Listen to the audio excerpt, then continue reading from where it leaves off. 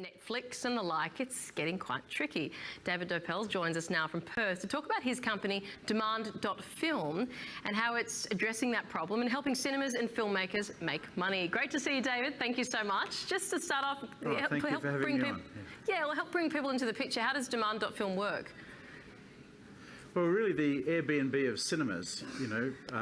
Monday nights are quiet, Saturday nights are packed out in the cinema, and we've developed a value proposition that brings the cinemas big audiences on their quiet nights. So quite incredible that the film industry can capitalise on this whole sharing economy that we seem to have become so used to. That's an interesting concept. How recently has this come up for you?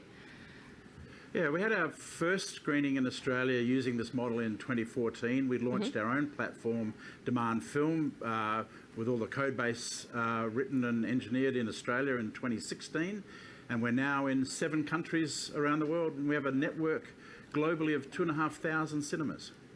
Tell us how millennials are affecting the movie business. I mean, it's pretty easy for them to sit on the couch, get Deliveroo, enjoy the Netflix at home. What is the kind of adaptation that the film industry has to make? At the moment, of course, they're all in the cinemas watching the Avengers, and that's certainly part of the phenomena. It's Hollywood blockbusters dominate the world of theatrical cinema.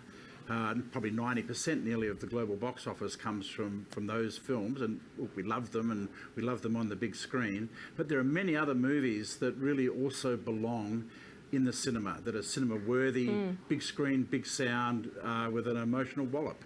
And so I think regardless of the age of somebody, the right film will attract an audience if it gets a chance. And so what is your model for attracting the right people to come and see those films and get those bums on the seats? Sure. Well, it's a crowdsourced model. We work with a network now. We've got more than 100,000 customers worldwide. They help us champion the films. We've got a great loyalty program that's tied into a blockchain solution. We've got big data sitting behind it, a logistic regression model that predicts attendance, and we use all of those together with a sharing social media to reach a tipping point, to get enough people to say, yes, let's have the screening on this night, and then the crowd comes. As you said, you're in 7 countries already, some 2,500 cinemas. Tell us where the growth is, where are you most excited about? Yeah, well, so 2 years ago, the company was 75% Australian revenue, 25% international. It's now 100% on its head. So it's 75 international and 25 Australia. But Australia's also growing at the same time.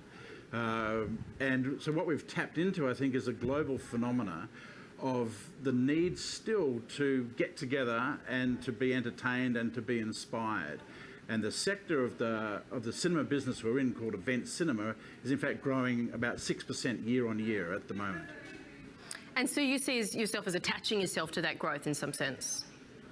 Absolutely, and we're part of that growth and causing it. We're not cannibalising, we're not taking away from other films. We're in fact genuinely helping make a bigger pie. Although don't you rely on them not having people turning up and having those spare seats and having those quiet nights in order to be successful? So how does that work? Absolutely, yes. So if the cinemas were full 7 nights a week, that's right, you're out of business.